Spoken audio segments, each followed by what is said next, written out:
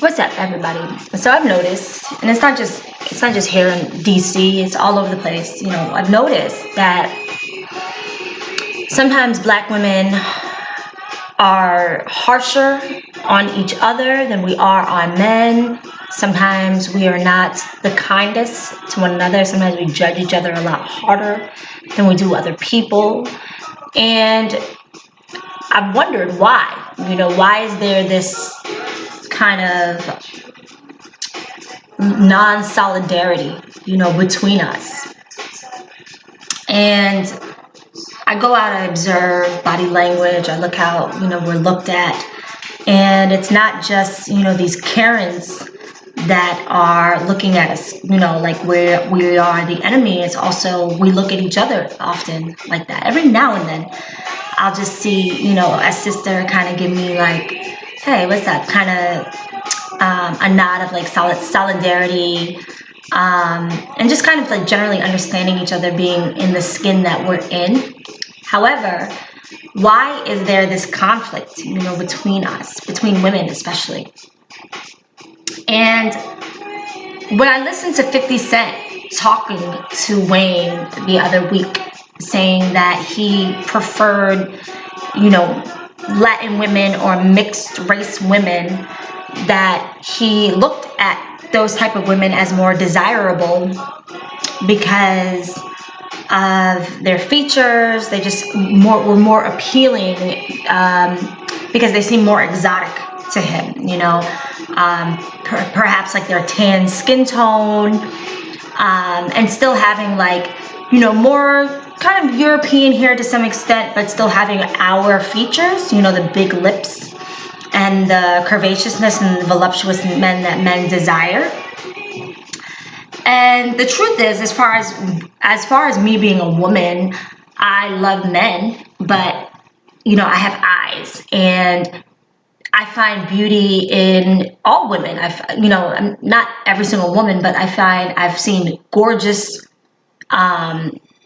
Black women, gorgeous women my skin tone, deep, rich skin tone. I've seen gorgeous Latin women, gorgeous light-skinned women. I find women of color to be very, very beautiful.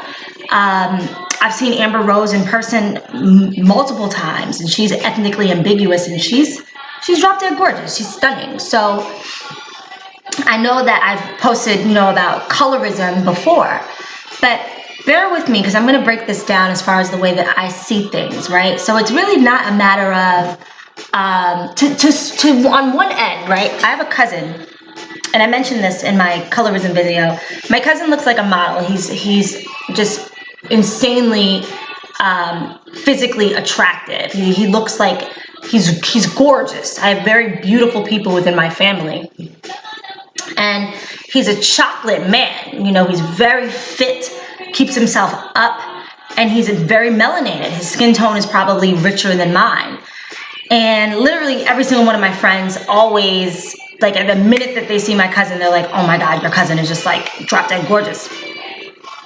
And so I noticed that even from back in middle school, when he first started taking interest in dating, that he would gravitate towards the very fair-skinned, light-skinned girls or the Latina girls. And he broke it down to me. He was like, Kinza, it's an opposites attract type thing. He's like, you're going to notice, he's like, as a man, I'm going to tell you, like, the majority of men that are going to be attracted to you are going to be light-skinned men. Because it's just the opposites attract. Like, it's kind of just like you're used to a certain skin tone. Like, if you come from a dark-skinned family, you usually have like tons of dark-skinned people around you.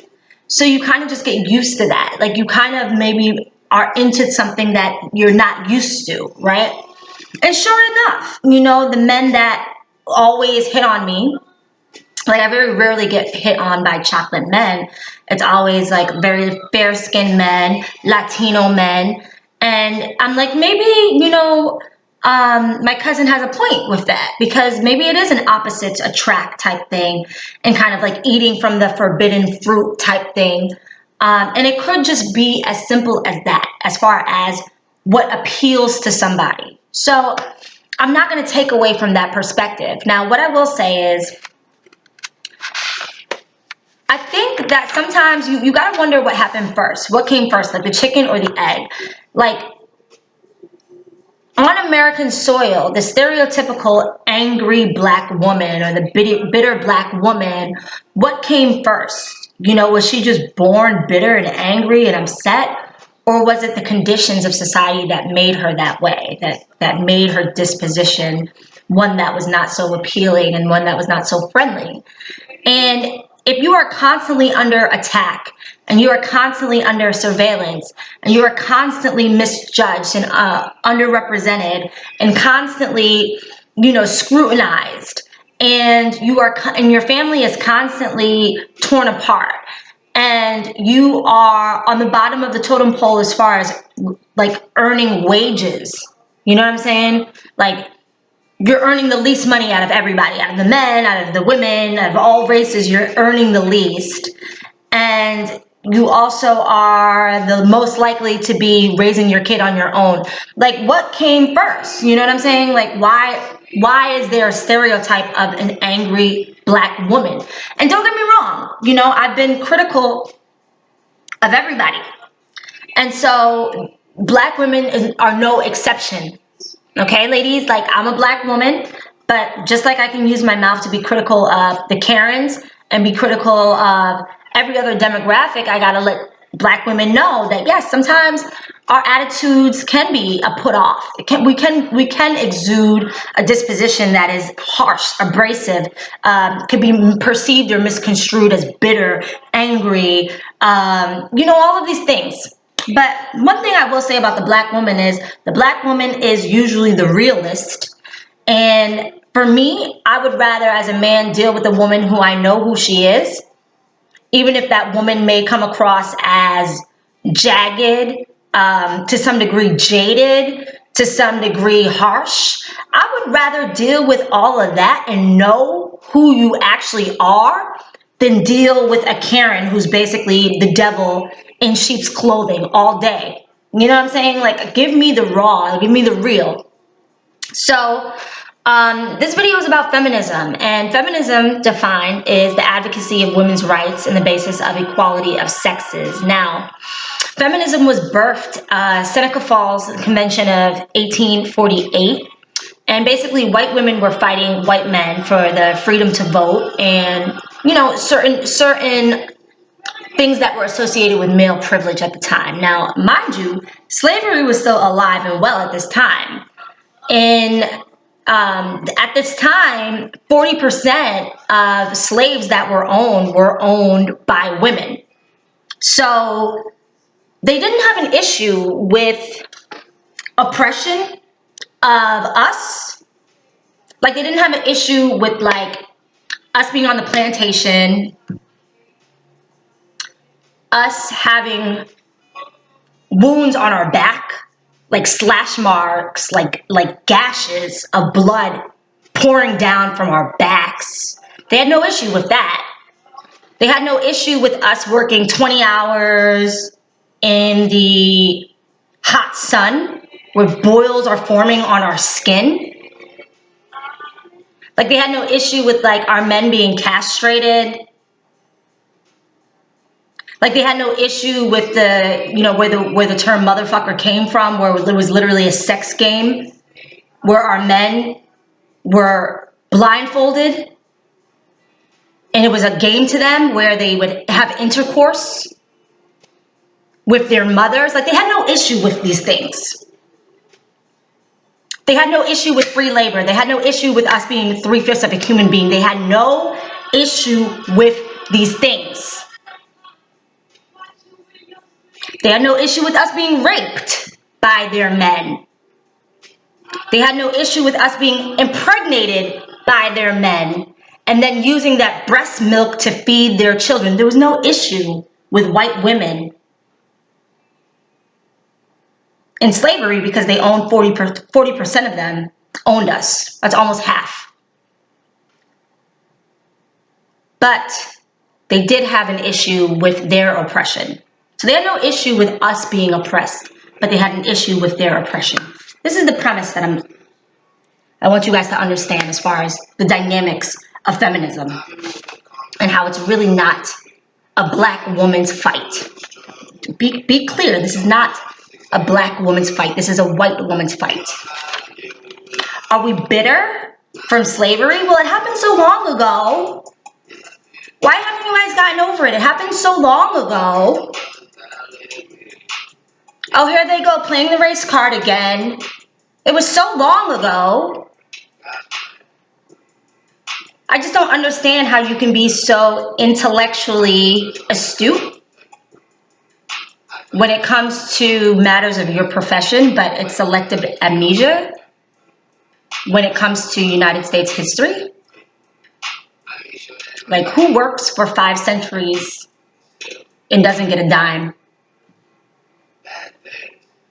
And then you wonder, like, how did these things become this way? Like, yeah, black women, black people are still pissed about a lack of reparations. Wouldn't you be? I know I've said this before, my great-grandparents owned property and were lynched by your ancestors. I had a home that was supposed to come to me, but because of your ancestors, I didn't get to have the home that my ancestors owned. Let me go in. 77% of black women are single mothers. I don't speak for men. Why? Because I do not have a penis between my legs. I don't know what it is to be a man. I don't know what it is to think like a man. Why? Because I am not a man, I am a woman. I don't want anybody ever making any decisions for my life who has not walked in my shoes. Because it's la la land. You don't know what it's like to be a single mother. And the thing about it is 77% of us are. So that means 77% of black women are doing 2 people's jobs, right? We're getting paid the least. Look it up. We're not talking about ages ago, right? Because slavery was so long ago, right? We're talking about here, right now, in real time. That black women, out of everybody, white women, Latin women, white men, out of everybody, we get paid the least. But almost 80% of us are single mothers. So that means that we are getting paid the least, we have the most expenses, and we're doing 2 people's jobs all in one person. We are the moms and the dads. I want you to really understand this, right? And the condition of poverty and how it could lead to somebody not having the most chipper spirit, right? The most happy-go-lucky disposition. 74% of white children below the age of 18 live with both parents. So we have 33% of black children that live with both parents versus 74% of white children that live with both parents. And both parents are earning a whole lot more than black people. In real time, this is actually going on in real time. 49% of Latina women are single moms, almost half. Now, Curtis Jackson, I am somebody who believes wholeheartedly in freedom of speech. I can talk for days, right? I love a good conversation. I love a good debate. So even if something rubs me the wrong way, even if I don't like the way it was put, even if I find it highly offensive,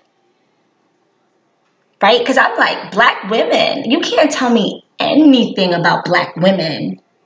I put black women up here. We're the queens. Why? Because look at how the odds are stacked against us. And we're still doing our best to raise our families with the little bit of income that we have on our own. So I'm not shitting on black women by saying, yeah, black women may have an attitude problem. But what I'm saying is this attitude problem is extraordinarily justifiable. So Curtis Jackson, a lot of black women want to cancel you, 50, because you said that black women are angry and bitter, right?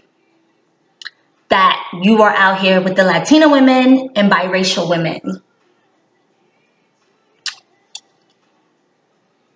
When black men are considered a commodity or a scarcity due to mass incarceration and all of the facts that I just previously stated, can you understand the root of that attitude? That's all I'm asking. Now, black women,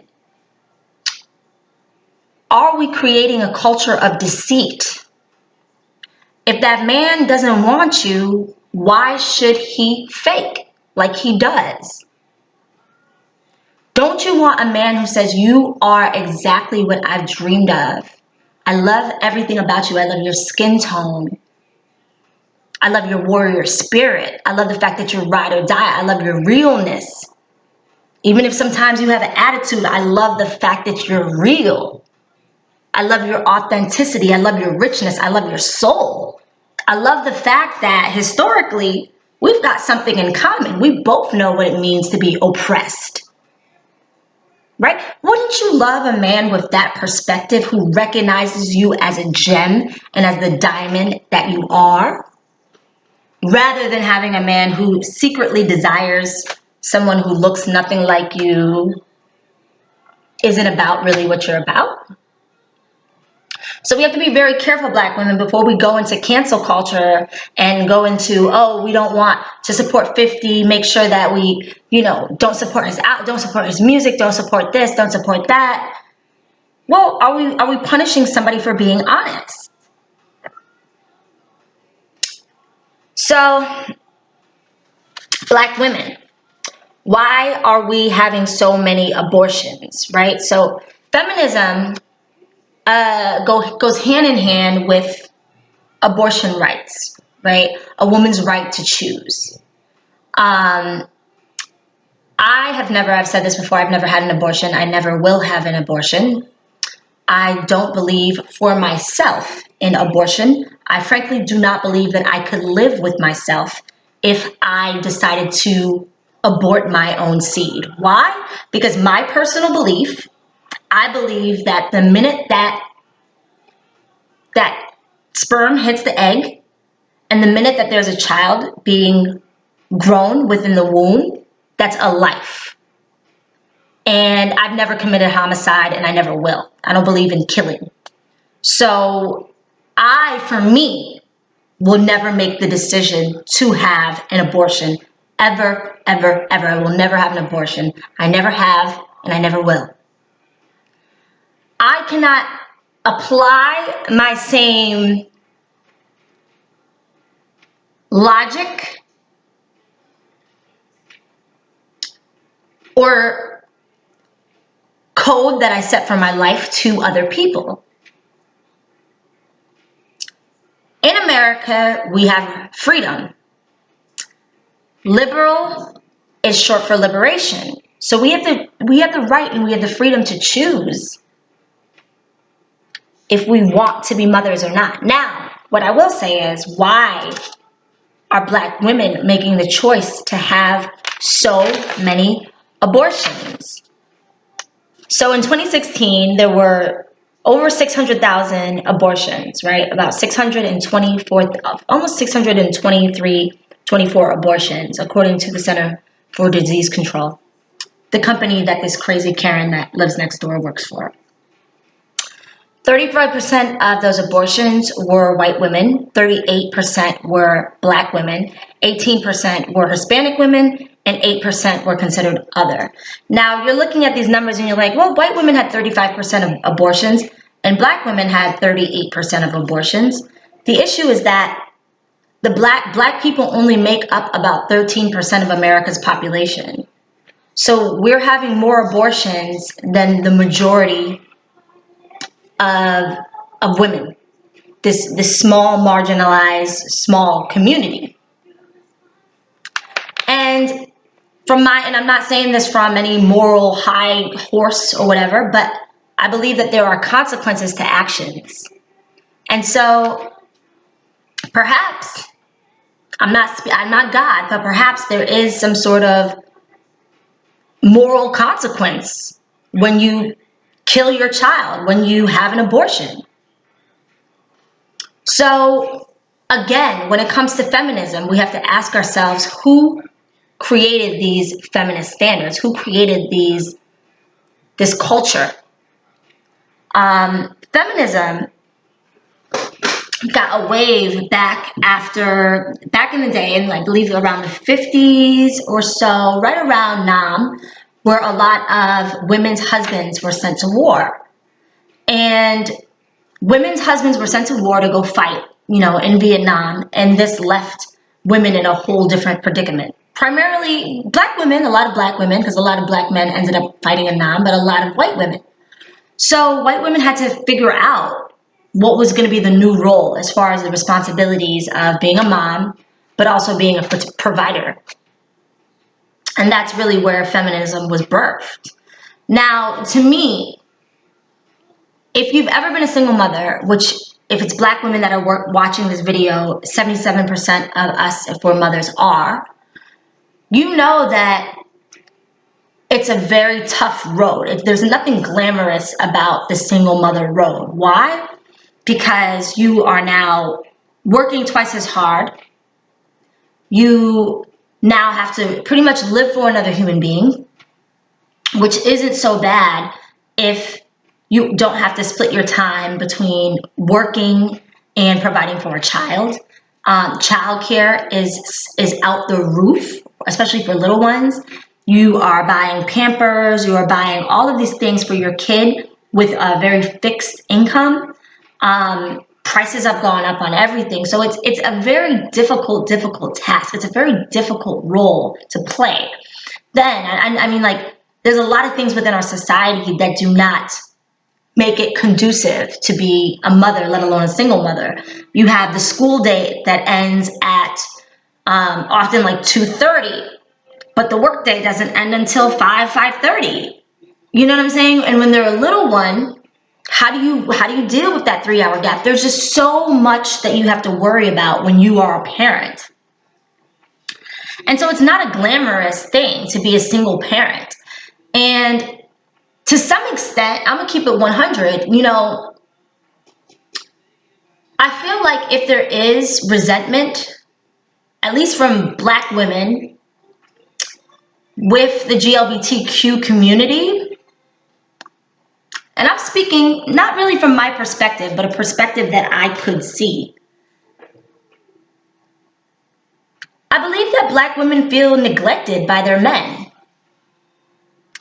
And when you are working your ass off to provide for a child, and you see two men, and it's their freedom under our flag, right, to love one another. And if that's what they choose to do, and if that's the life that they choose to live, but you're busting your ass for this kid, and you're looking at black men as a scarcity, and then you're also watching two black men love each other, and you're just like kind of high and dry, that where it's a very fixed income and you don't have a support system. And then you're looking at those two black men like, man, those could have been fathers. Those could have been two husbands to a black woman. And that kid that's growing up fatherless would have had a dad.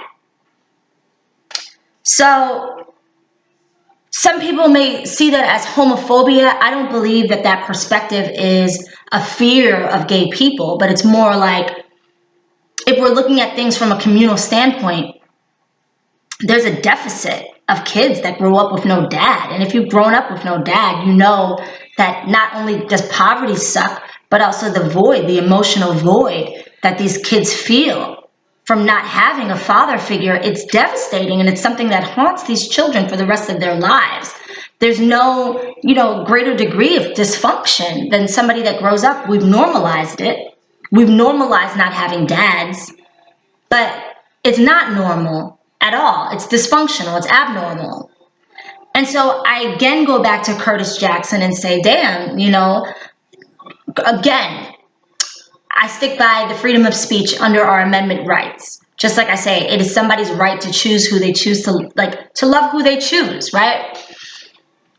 If you're a woman and you love another woman, that's under in America and by our law, you can do that. If you're a man and you want to love another man, you can do that. If you're black and you want to love a white person, you can do that under our flag, right? It's your free will. However, when we address this crisis of a deficit of black dads, and we look at the culture of black men who gravitate towards women who aren't black, you can understand, just being fair, just being totally fair, you can understand how that might rub a black woman the wrong way, right? I mean, I see it crystal clear as day, but I just want you to take that factor into consideration. Now we go into another reason why there's a deficit, or there's a belief that black men are scarce and black men are rare.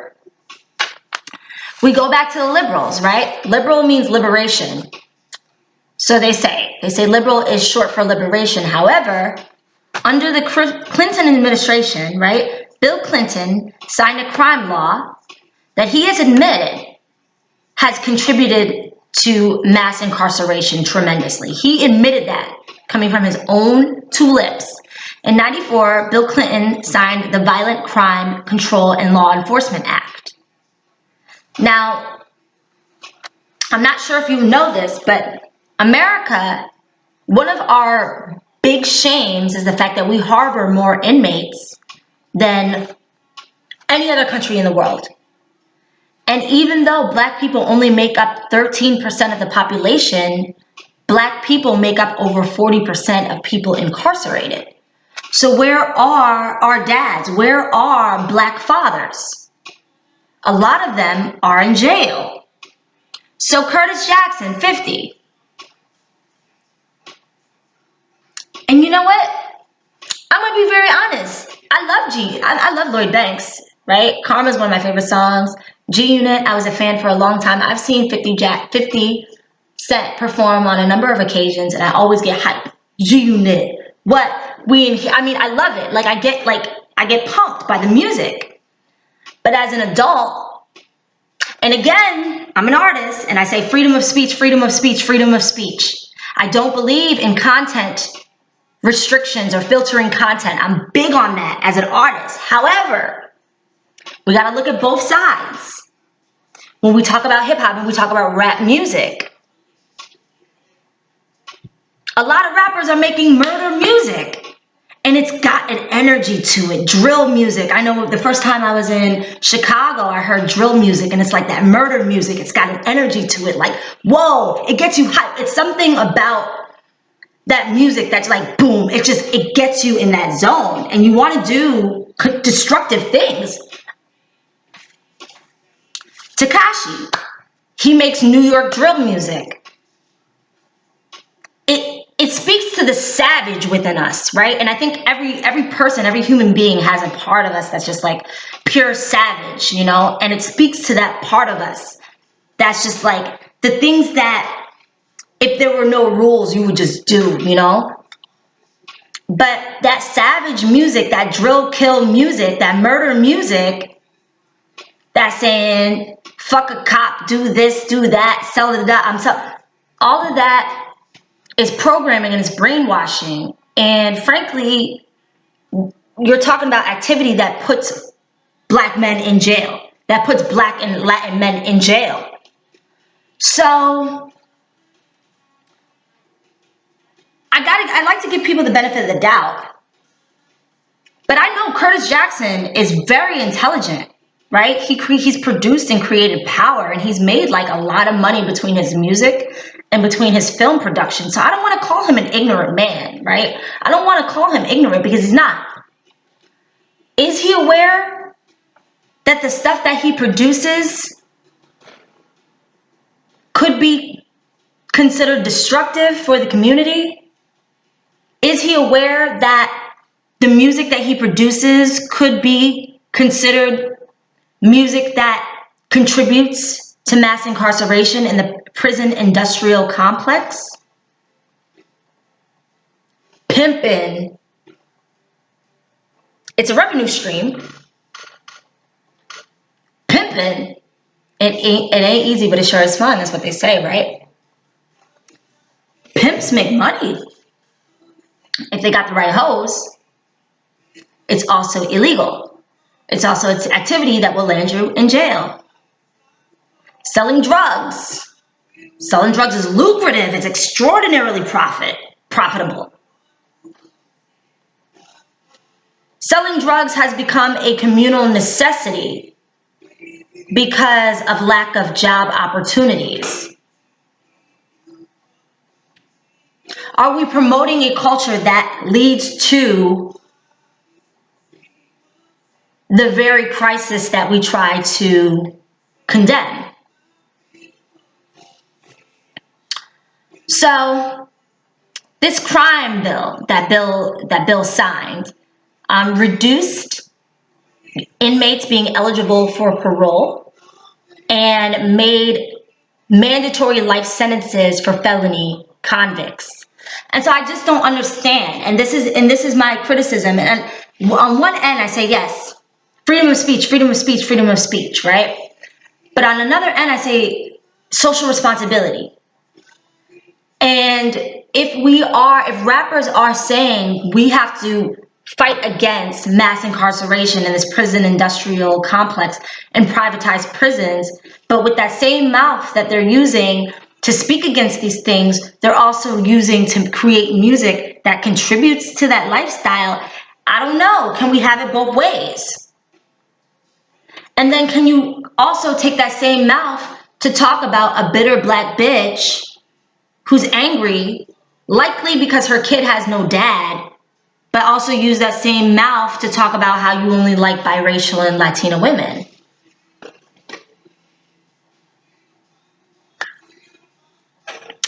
By the end of Bill's presidency, the number of people in prison had risen by 60%. 60% in 8 years. I have a family member who does quite well for himself, and he said he was at this really fancy place having dinner, and just struck up a conversation. I guess maybe the guy who was right near him said that he liked his attire. My relative dresses really well, right? So he said a white guy was like, yeah, I really like what you got on. He took notice of his outfit, something like that. I don't know exactly how they struck up the conversation, but they got real chummy. And they basically discussed how they obtained their success. And my family member told him that, I attained my success through blah, blah, blah, blah, blah. And then the white guy tells my family member that he became a multimillionaire by investing in privatized prisons. And basically was coaching my family member on how to do it. He was like, it'll be the most lucrative decision that you've ever made in your life. He's like, it's so much money, right? So to me, the way that I see it is that is contemporary slavery. Privatized prison is contemporary slavery, and you've got a lot of people getting very, very wealthy off of it. Black men are 40% of inmates, but make up 13% of America. This is a crisis. This is a crisis. I have family members who are single moms who have dads locked up. You know what I'm saying? Like, this is not something that I am far removed from, okay? I might have grown up in the suburbs, but this is something that is very relevant to me, especially since my father dedicated his life as the first Muslim chaplain in America to freeing inmates. So this is something that is very dear to my heart in the mass incarceration of Black people. And this is also why, for this Karen, calling the cops on me the other day that I don't take this lightly. And I know that there's a lot of these jokey videos, and we got to make certain things lighthearted. You know, to some degree, you have to make a joke out of certain things to keep you from becoming a criminal, because some of these people need to get their asses kicked for the things that they're doing, and they really don't understand how they're contributing to this greater scheme of things. Like, you don't understand how my people have been attacked by the prison industrial complex. You calling the cops on our kids and calling the cops on us. We don't take that shit lightly. We don't take that shit lightly by any stretch of the imagination. So we handle this the best that we can, and we handle this from a very logical standpoint and practical standpoint, because we don't want to do things that would land us there. That's what they want. They want us either dead or in jail. That's what they want. So when you have people like Elise, who calls the cops on me, a single mother, and is basically attempting to take away my freedom and my ability to see my child. And then you have certain people who say, well, you look like the aggressor. You look like the angry black woman. After you are attempting to take away my freedom as the singular solar parent of a child that has no dad.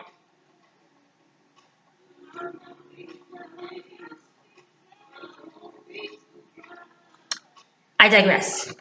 So under the Clinton administration from 93 to 2001, the budget for public housing was cut by $17 billion, but the budgets for prisons increased by $19 billion.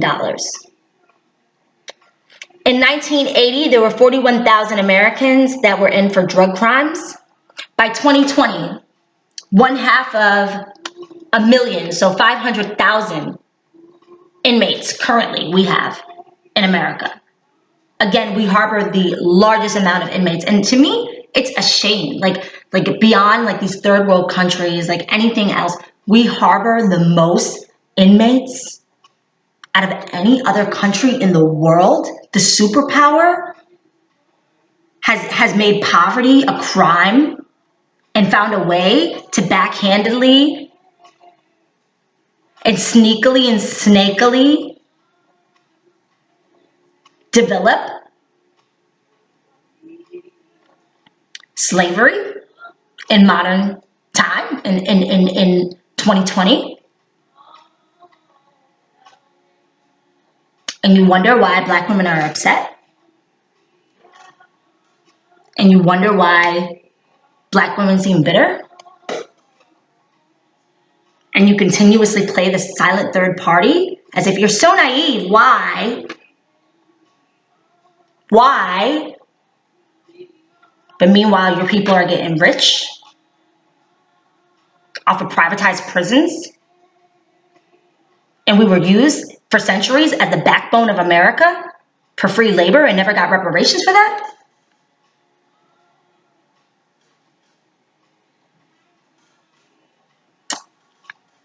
I digress.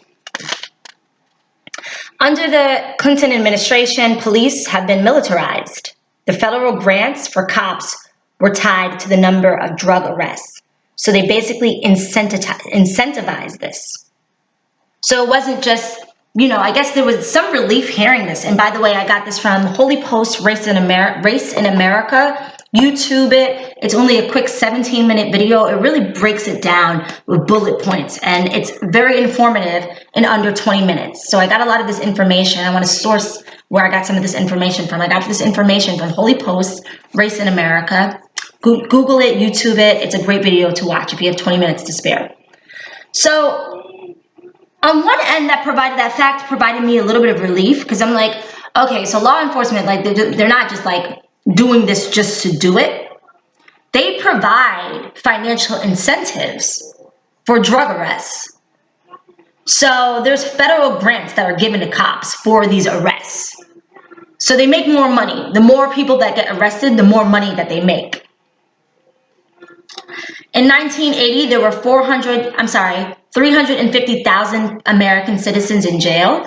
By 2005, there were 2.3 million That's 25 years. This is a crisis, people. This is a crisis.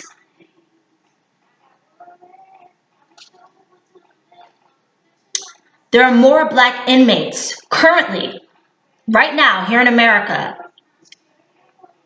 than apartheid in South Africa. So again, why? And it's not just because I was raised by a single mother who had 4 children and worked 2, 3 jobs to be able to provide for us, but I don't care how much attitude black women have when they see me. I get it. They might see me and see me as an attractive woman, and guess what?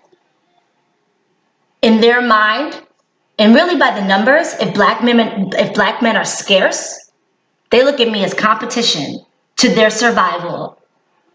I get it. They're under scrutiny from these Karens, from calling the cops on them, calling the cops on their kids. I get it. Our men are locked up. I get it. I still put the Black Queen on a pedestal. Why? Because the Black Queen is the most undervalued, disrespected, neglected, unprotected, and still we rise, still we maintain hope, still we make something out of nothing, still, despite having no help, no support, being the first people that people want to trash, we still rise above. And I've never seen strength like the strength of a black woman. Now, this is going to be part 1, because when I talk about the strength of a black woman, I hear black men say that sometimes black women have too much, because we all have masculine and feminine energy. Sometimes we have too much masculine energy, and it's a turnoff for a masculine man who's looking for femininity. But I wanted to, before I go into femininity, I wanted to give people a reason who are watching this video, the backstory on why the conditions that black women have been subjected to may lead to us having more masculine energy than feminine energy. If you have to be the father, the protector, and the provider, which is a traditional masculine role, I feel like sometimes black women can't win.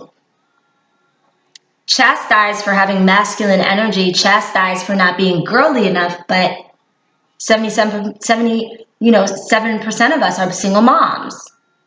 Our dads are locked up. So these are all factors to take into consideration, but I'm going to go into femininity, and I'm going to go into feminism, and I'm going to go into the divine feminine, because I believe, in my opinion, that the divine feminine has definitely been taken for granted. Definitely been taken for granted. So look for part 2. This is part 1. Peace.